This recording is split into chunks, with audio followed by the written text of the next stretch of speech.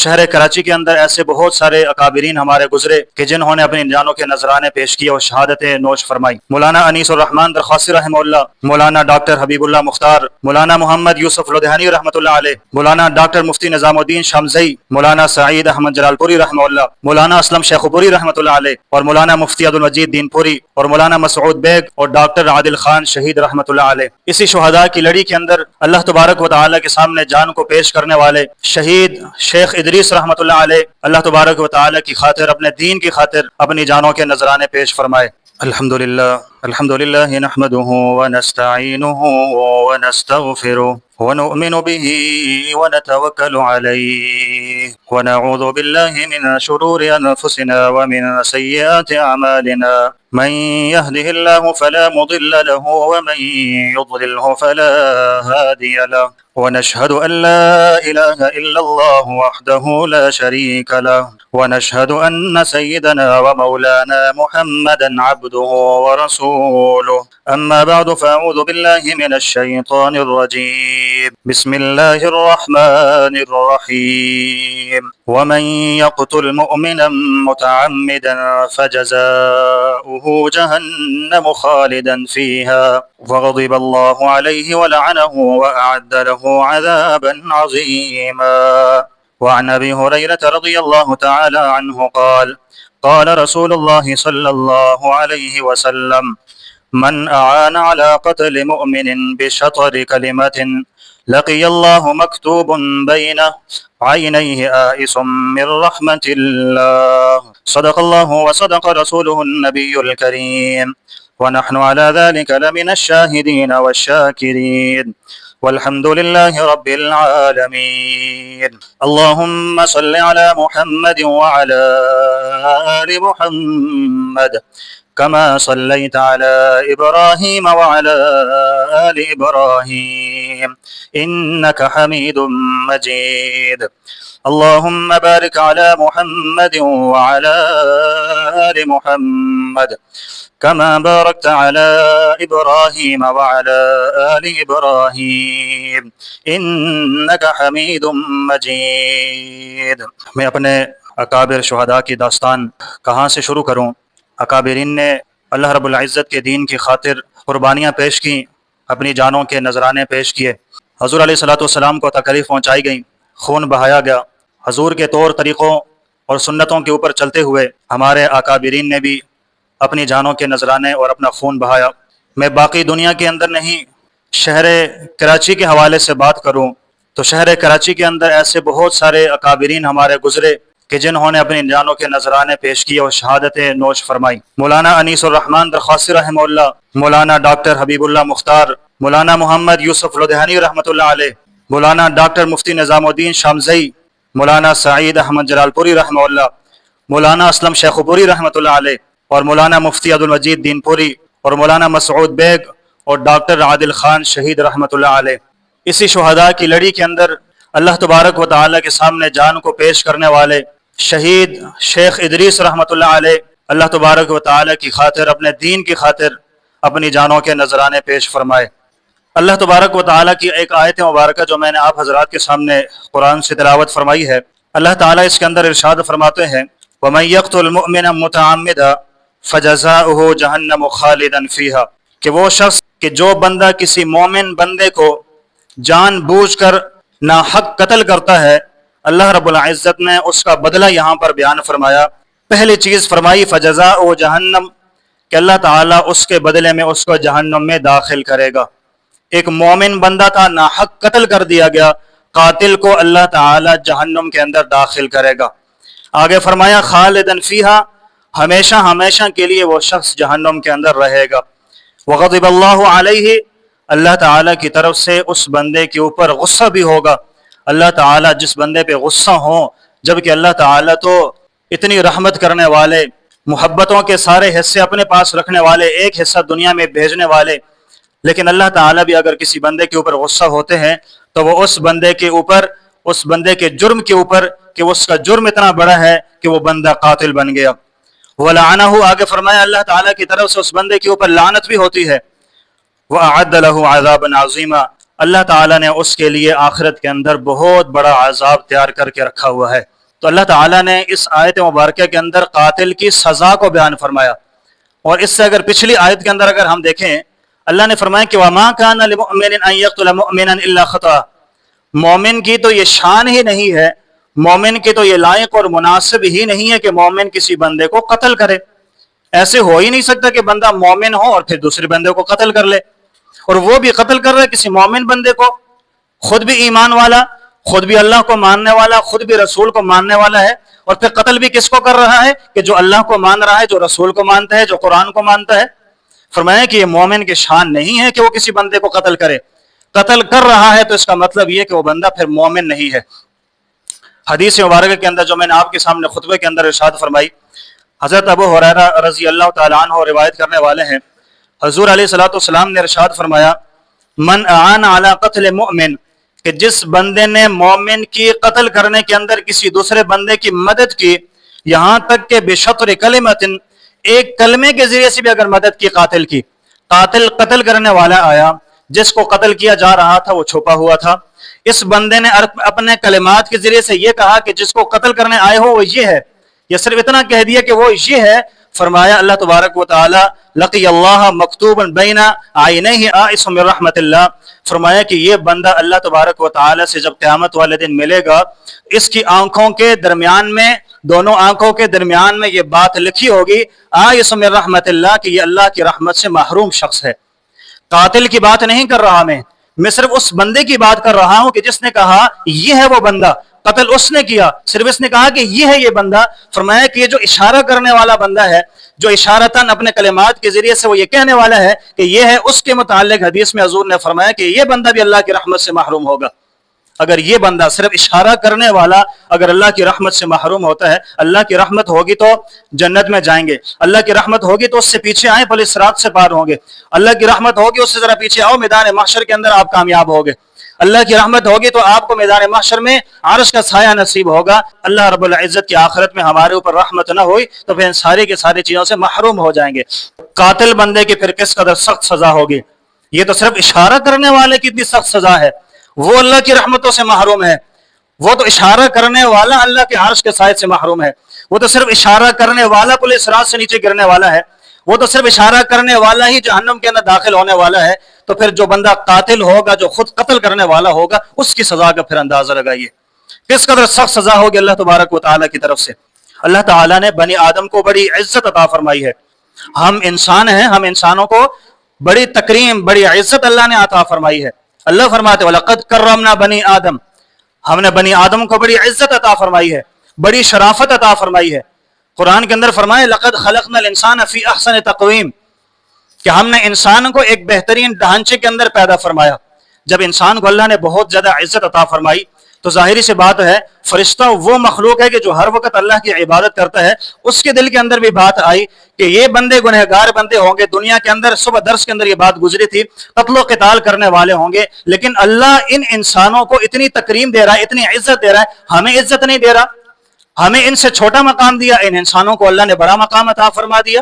یہ کون سی بڑی بات ہوئی؟ اللہ رب العزت نے پھر پہلی بات تو یہ کہ جو صبح درس کے اندر گزری تھی وہ میں نے آپ کے سامنے رکھی تھی کہ انسان کو اللہ نے عزت تکریم عطا فرمائی ہے اس کے علم کی وجہ سے، کہ اس کے پاس اللہ نے علم عطا فرمایا، اس علم کی وجہ سے یہ انسان فرشتوں کے اوپر فوقیت رکھتا ہے۔ دوسری بات اللہ رب العزت نے فرمائی، فرشتوں ایک طرف ہے کلمہ کن کا کہنا، دوسری طرف ہے میرے ہاتھوں کی بناوٹ، میں نے تمہیں پیدا کیا لفظ سے کن، میں نے کہا سارے کے سارے فرشتے وجود کے اندر آگے، سارے کے سارے فرشتے پیدا ہو گئے۔ انسان کو عزت تب دی ہے، یہاں کلمہ کن کے ذریعے پیدا کی ہوئی آپ مخلوق ہو، یہاں پر انسان کو میں نے خود اپنے ہاتھوں سے پیدا فرمایا، اس لیے انسان کو آپ کے اوپر میں نے فوقیت دی ہے۔ تو انسان کو فوقیت ہے فرشتوں کے اوپر بھی، انسان کی تو بڑی قدر و قیمت ہے، انسان کو تو اللہ تبارک و تعالی نے بڑا مقام عطا فرمایا ہے، لیکن اس انسان کی قدر و قیمت معاشرے کے اندر دوسرے انسانوں کی نگاہوں میں اب میرے خیال میں کچھ باقی نہیں رہی۔ اگر ایک شیخ الحدیث، شیخ القرآن، جو حدیث کا اور قرآن کا درس دینے والا شخص، جو لوگوں کا تعلق اللہ کے ساتھ جوڑنے والا ہو، جو اس قرآن کے ساتھ لوگوں کا تعلق جوڑنے والا ہے، جو لوگوں کا تعلق حدیث کے ساتھ جوڑنے والا ہے، جو حدیث کے مطالب اور مفاہیم لوگوں کے سامنے بیان کرنے والا ہے، جو شر و فساد کرنے والا نہیں ہے، اللہ تبارک و تعالی نے اس کو اتنی عزت احترام عطا فرمایا، لیکن انسانوں کی نگاہوں میں اس کی قدر و قیمت کیا رہی کہ روڈ کے اوپر کھڑے ہو کر اس کو قتل کر دیا، اس کو شہید کر دیا۔ انسانوں کی نگاہوں کے اندر انسانوں کی یہ قدر و قیمت باقی رہ گئی ہے۔ اللہ نے تو بہت بڑی عزت عطا فرمائی انسانوں کو، ہم انسانوں کی بڑی قدر و قیمت ہے اللہ کی نگاہ میں، لیکن ہم خود اپنے انسانوں کی نگاہوں میں ایک دوسرے کی وہ قدر و قیمت باقی نہیں رہی۔ اللہ تو بڑی عزت عطا فرماتے ہیں، ہمیں بھی چاہیے کہ ہم بھی آپس میں ایک دوسرے کو قدر و قیمت کے ساتھ دیکھیں۔ یہاں تک کہ فرمایا زندگی گزارنے کے بھی کچھ اصول ہیں۔ حضور علیہ الصلوۃ والسلام نے ہمیں زندگی گزارنے کے کچھ اصول بتائے ہیں۔ حضور نے فرمایا کہ من لم یرحم صغیرنا، کہ جو بندہ ہمارے چھوٹوں کے اوپر رحم نہیں کرتا، ولم یوقر کبیرنا، اور جو بندہ ہمارے بڑوں کے ساتھ تعظیم والا معاملہ نہیں کرتا، اور آگے فرمایا ولم یقدر علماءنا، جو علماء کی قدر نہیں کرتا، علماء کی تعظیم نہیں کرتا، حضور فرماتے ہیں کہ فلیس منا، وہ ہم میں سے نہیں ہے۔ حضور فرماتے ہیں میرے گروہ میں سے اس کو شامل مت کرو۔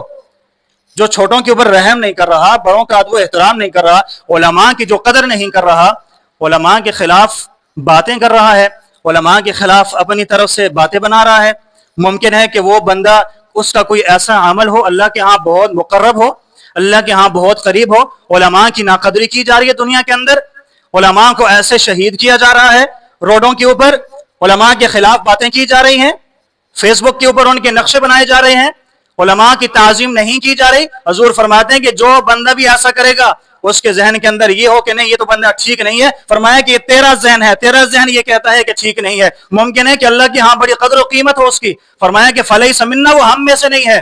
چھوٹوں کے اوپر رحم نہیں کرے گا، بڑوں کی قدر نہیں کرے گا، علماء کی تعظیم نہیں کرے گا، حضور کے گروہ میں نہیں ہے۔ جو حضور کے گروہ میں نہیں ہوگا تو سفارش ہوگی کیا؟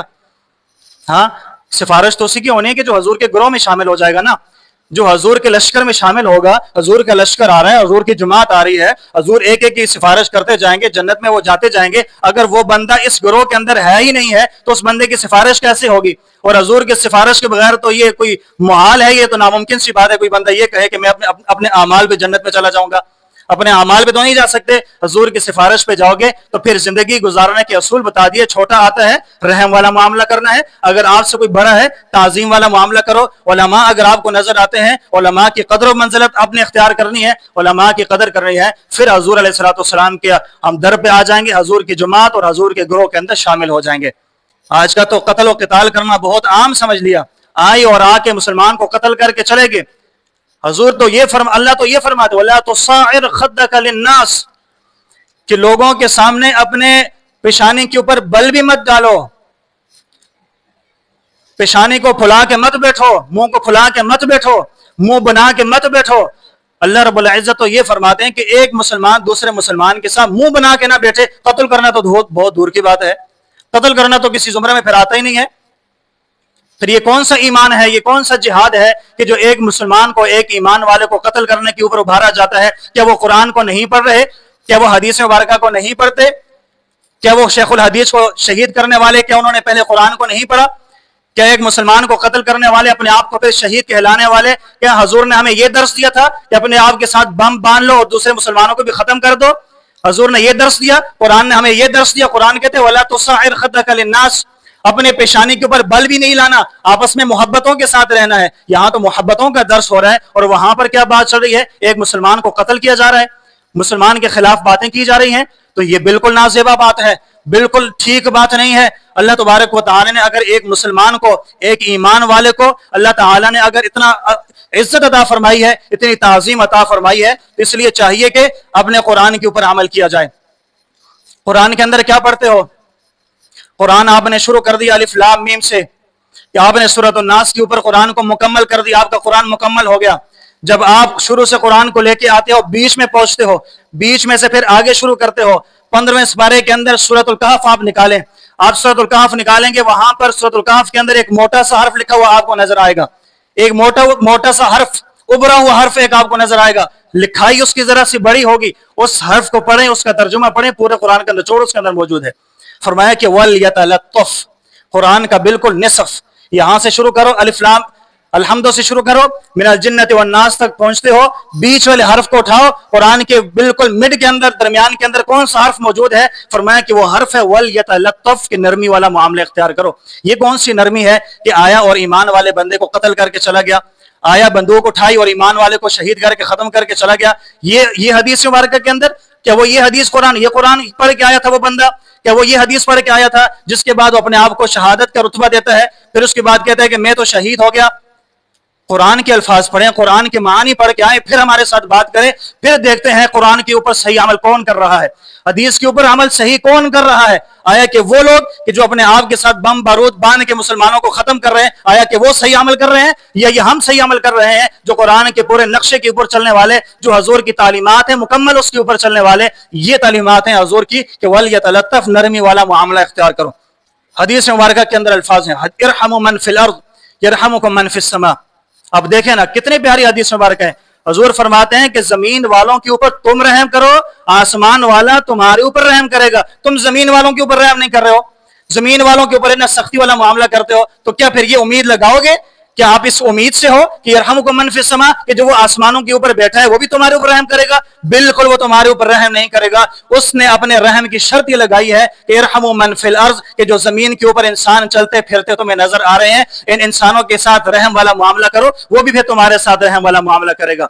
इन इंसानों के साथ ये मामला और अपने साथ ये उम्मीद कि हमें जन्नत के बाला खाने मिल जाएंगे, उम्दा ठिकाने हमें मिल जाएंगे, ऐसा कतआन नहीं हो सकता। यरहमु मन फिल अर्ज़ के ऊपर जो कायम होगा, जो ये शर्त जिसके अंदर पाई जाएगी, वही यरहमुकुम मन फिस समा के कायल होगा, वही बंदा इसके काबिल होगा। अल्लाह तबारक व तआला उसी बंदे के ऊपर रहम फरमाएंगे। कत्ल करना तो बहुत दूर की बात है, एक मुसलमान को कत्ल करना तो बहुत दूर की बात है। इस्लाम के अंदर तो मजाक उड़ाने से मना फरमाया। अल्लाह रब्बुल इज्जत भी देखें फिर बदला बड़ा सख्त होगा।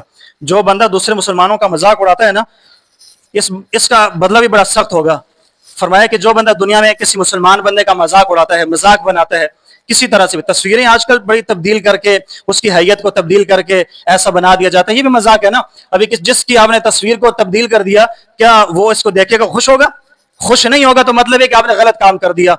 अगर आपने किसी के साथ ऐसा मामला कर दिया जिसके जरिए से वो खुश नहीं है, तो आपने उसके साथ मजाक कर दिया। फरमाया कि यही मजाक करने वाला जब अल्लाह रब्बुल इज्जत के पास जाएगा, अल्लाह ताला यूं फरमाएंगे, आ जाओ, वो सामने जन्नत का दरवाजा है, दाखिल हो जाओ जन्नत के अंदर। फरमाते हैं कि ये बंदा यहां से उठेगा, दौड़ता हुआ जाएगा कि जन्नत में दाखिल हो जाओ। जैसे उस दरवाजे के ऊपर पहुंचेगा, दरवाजा बंद। मजाक दुनिया में करते थे, आज तुम्हारा मजाक सारी इंसानियत के सामने किया जाएगा। वापस लौट के आएगा, फिर दोबारा कहा जाएगा जन्नत का दरवाजा खुल गया, अब जाओ जन्नत के अंदर। जैसे ही दरवाजे के ऊपर पहुंचा, दरवाजा बंद। दुनिया में इंसानों का मजाक उड़ाया करते थे, आज तुम्हारे साथ वही मामला होगा जो दुनिया में लोगों के साथ किया करते थे। लोगों के साथ तंज वाला मामला, लोगों के साथ मजाक वाला मामला करते थे, लोगों का मजाक उड़ाया करते थे, शक्ल सूरतें तब्दील करके लोग हंसा करते थे आपस में। फरमाया कि आज वही मामला तुम्हारे साथ होगा, सारी इंसानियत तुम्हारे ऊपर हंसेगी। तो मजाक उड़ाना हदीस में, कुरान में, हजूर की तालीमात के अंदर हमें तो ये सिखाया कि किसी का मजाक भी नहीं उड़ाना है, कत्ल तो दूर की बात। ये सारी बातें मैं उस चीज के ऊपर ला रहा हूं। शेख सादी रहमतुल्लाह का वाकया है पड़ोसी से मुतालिक। फरमाते हैं कि एक मरतबा शेख सादी रहमतुल्लाह के पास उनका पड़ोसी आया, तो शेख सादी रहमतुल्लाह के पास अपनी कोई हाजत रखी, इस तरह मेरी फलां हाजत है, मुझे कुछ पैसे चाहिए, मुझे कुछ कर्ज चाहिए, हालात जरा टफ है, कुछ ठीक नहीं है, तो मुझे कुछ कर्ज दे दीजिए। शेख सादी रहमतुल्लाह ने बड़े तरीके के साथ, सलीके के साथ उसको बिठाया, जितने पैसे उसने मांगे उसको उठा कर उसको पैसे दे दिए। वो बंदा चला गया। शेख सादी रहमतुल्लाह साइड पर बैठकर रोना शुरू कर दिया। कर्ज मांगने के लिए आया, पैसे थे, दे दिए, बात खत्म हो गई। अब इसके बाद शेख सादी रहमतुल्लाह साइड पर बैठकर रोना शुरू कर दिया। बीवी आ गई। बीवी ने पूछा, अगर तुम्हें अब अगर तुम रो रहे हो, अगर तुम्हें पता था कि ये बंदा कर्ज लेगा वापस नहीं देगा, इस बात पे रो रहे हो, तो कर्ज ही ना देते पहले। अभी तुमने कर्ज दिया और कर्ज देने के बाद बैठकर रोना शुरू कर दिया। पहले कर्ज ही ना देते ना, जब तुम्हें यकीन था कि वो कर्ज वापस नहीं करेगा। शेख सादी रहमतुल्लाह ने फरमाया, नहीं नहीं, बात ये नहीं है, बात ये है मैं रो इस चीज पर रहा हूं कि वो मेरा पड़ोसी मेरा मोहताज था, लेकिन अल्लाह तबारक व तआला मुझे कल क़यामत वाले दिन पूछेंगे कि मेरा पड़ोसी दुनिया के अंदर मोहताज था, वो खुद मेरे पास चल के आया है, मुझे जरूरत थी कि मैं खुद चल के उसके पास जाता, मैं क्यों नहीं गया उसके पास? मैं इस बात पे रो रहा हूं। पड़ोसियों के हकूक, कत्ल तो दूर की बात है, पड़ोसियों के साथ उसने सलूक। शेख सादी रहमतुल्लाह रो रहे हैं कि मैं खुद क्यों नहीं गया उसके पास, वो मेरे पास क्यों आया है। کیونکہ حقوق ہیں پڑوسیوں کا خیال ہے، اسی لیے شیخ سعدی رحمہ اللہ رونا شروع کر دیا۔ تو قتل مومن، کسی مومن کا قتل کرنا یہ کوئی معمولی بات ہے؟ قرآن حدیث ہمیں کیا سکھا رہا ہے؟ قرآن حدیث ہمیں زندگی گزارنے کا کیا درس دیتا ہے؟ قرآن کے اندر ہمارے لیے کیا تعلیمات موجود ہیں، اور ہم اس کے برعکس ہماری زندگی کیسی ہے، ہم کیسے رویہ اختیار کرتے ہیں؟ حدیث مبارکہ کے اندر آتا ہے المسلمون کجسد واحد، المسلمون کجسد واحد، جتنے بھی مسلمان ہیں سارے کے سارے مسلمان ایک جسم کی مانند ہیں۔ جیسے کہ ایک جسم کی مانند سے مراد یہ ہے، کسی بندے کو سر میں درد ہوتا ہے تو پورا جسم اس کے ساتھ ہوتا ہے، کسی بندے کو ہاتھ میں تکلیف ہے تو سارا جسم اس کے ساتھ ہوتا ہے، سارا جسم تڑپ رہا ہوتا ہے، کسی بندے کو اگر دانت کے اندر تکلیف ہوتی ہے تو سارا جسم اس کے ساتھ ہوتا ہے، سارا جسم تکلیف کے اندر ہوتا ہے۔ یہ نہیں کہ دانت کے اندر تکلیف ہے، دانت اپنا کام کرے، میرا کام ہے اپنی نیند پوری کرنا، میں نیند پوری کر رہا ہوں، ایسے نہیں ہوتا۔ پھر وہ بندہ کا جسد واحد، فرمایا کہ ایسے ہی سارے کے سارے ایمان والے، سارے کے سارے مسلمان وہ ایک جسم کی مانند ہیں۔ کہیں اگر کسی ایک بندے کو تکلیف پہنچتی ہے، کسی ایک مسلمان کو تکلیف پہنچتی ہے تو سارے کے سارے مسلمان اس تکلیف کے اندر یکجا ہو جاتے ہیں، اس تکلیف یہاں تک کہ پھر قتل کرنا شروع کر دے بندہ۔ یہ تو حدیث کے بالکل مخالف آپ جا رہے ہیں۔ حدیث کے اندر آتا ہے کہ مومن کو قتل کرنا، یا یہ جو ابھی میں نے حدیث پڑھی کہ سارے کے سارے مسلمان جسد واحد ہیں، ایک بندے کو تکلیف ہوتی ہے، ایک بندے کو اگر اذیت پہنچتی ہے تو سارے کے سارے مسلمانوں کو تکلیف ہوتی ہے۔ بجائے اس کے کہ آپ ایمان والوں کے اوپر حملہ کریں، مسلمانوں کو ہی قتل کرنا شروع کر دیں، تو پھر آپ نے اس حدیث کے اوپر کہاں سے عمل کیا؟ حضور تو فرماتے ہیں کہ ان کی تکلیف کے اندر تمہیں بھی تکلیف ہونی چاہیے، ان کی تکلیف کے اندر تم بھی شامل رہو، کہ یہ ڈیوٹیاں دے رہے ہیں، یہ اتنی مشقتوں کے اندر ہیں، گھر بار کو چھوڑا ہوا ہے، یہاں پر پڑے ہوئے ہیں، ان کی تکلیف کے اندر تم بھی شامل رہو، نہ کہ یہ کہ آ کے ان لوگوں کو بھی تم نے قتل کرنا شروع کر دیا۔ یہ تو حدیث مبارکہ کے اوپر آپ لوگوں نے عمل نہ کیا۔ حضرت عمر رضی اللہ تعالیٰ عنہ نے فرمایا، راتوں کے وقت میں حضرت عمر گلیوں میں گھوما کرتے تھے، دن کے وقت میں لوگوں کے فیصلے ہوتے تھے، رات میں گلیوں میں گھوما کرتے تھے۔ حضرت عمر سے کسی نے کہا کہ حضرت آپ آرام فرمایا کریں، دن کو لوگوں کے فیصلے فرماتے رہتے ہیں، دن کی تھکاوٹ ہوتی ہے، رات کے وقت میں آپ گلیوں میں نکل جاتے ہیں۔ فرمایا کہ اگر کوئی کتا بھی دریائے دجلہ کے کنارے پیاسا مر گیا نا تو کل عمر سے پوچھا جائے گا کہ کتا کیوں مرا ہے۔ تو یہ ہے ایک مسلمان کے لیے دوسرے مسلمان کے دل کے اندر نرمی، یہ ہے ایک مسلمان کے دوسرے مسلمان کے لیے جذبہ کہ دوسرے مسلمان کا خیال رکھنا ہے، اس مسلمان کا خیال رکھ کے زندگی گزارنی ہے، یہ نہیں کرنا کہ مسلمانوں کو قتل کر دینا ہے۔ اگر قتل کرے گا، شیخ الحدیث کو قتل کرے گا، شہید کرے گا، علماء کو شہید کرے گا، کسی مومن بندے کو شہید کرے گا، فیصلہ وہی ہے جو پہلی آیت میں نے آپ کے سامنے پڑھی ہے۔ خلاصہ بیان کر دیتا ہوں قاتل کے حوالے سے، وَمَن يَقْتُلْ، میں صرف ایک طرف، میرے اپنے ذہن صرف ایک طرف نہ لے کے جانا، یہ ہم میں سے بھی اگر کوئی کسی سے ایسا معاملہ ہو جاتا ہے یہاں پر گھر میں کہیں پر بھی، صرف وہ لوگ ہی نہیں، اس کے جو اشارہ صرف ان لوگوں کی طرف نہیں ہو رہا، آپ لوگ بھی سمجھ لیں، ہم لوگوں میں سے کوئی ایسا بندہ ہوا اگر اس نے ایسا فعل کر دیا، قاتل بن گیا، وَمَن يَقْتُلْ مُؤْمِنًا مُتَعَمِّدًا، جس بندے نے جان بوجھ کر قتل کر دیا، فَجَزَاؤُهُ جَهَنَّمُ خَالِدًا فِيهَا، ہمیشہ جہنم کے اندر رہے گا، ہمیشہ کے لیے۔ وَغَضِبَ اللَّهُ، اللہ غضب، اللہ کی طرف سے غصہ ہوگا، محبتیں کرنے والا اللہ، ایک حصہ دنیا میں محبت کا بھیجنے والا، ساری محبتیں اپنے پاس رکھنے والا، وہ اللہ بھی اگر غصہ کر رہا ہے تو مطلب آپ نے کام بہت بڑا غلط کر دیا ہے۔ آگے فرمایا وَلَعَنَهُ، اللہ کی لعنت بھی ہوگی، وَأَعَدَّ لَهُ عَذَابًا عَظِيمًا، اور اللہ تعالیٰ کی طرف سے بڑا عذاب بھی اس کے لیے تیار کر رکھا ہے۔ اللہ تبارک و تعالیٰ سے دعا ہے کہ اللہ تبارک و تعالیٰ میں اس بڑے جرم سے ہم سب کو دور فرما دے، اور جو حدیث مبارکہ جو آخر سے جو پہلے پڑھی المسلمون کجسد واحد، اللہ تعالیٰ ہمیں اس حدیث پر عمل کی، اور باقی بھی ساری حدیثیں بڑی ہیں، ایسے ہی آپس میں اتفاق اتحاد کے ساتھ محبتوں کے ساتھ رہنے کی توفیق نصیب فرمائے، قتل و غارت گری سے اللہ تعالیٰ ہم سب کو محفوظ فرما دے۔ وآخر دعوانا الحمدللہ۔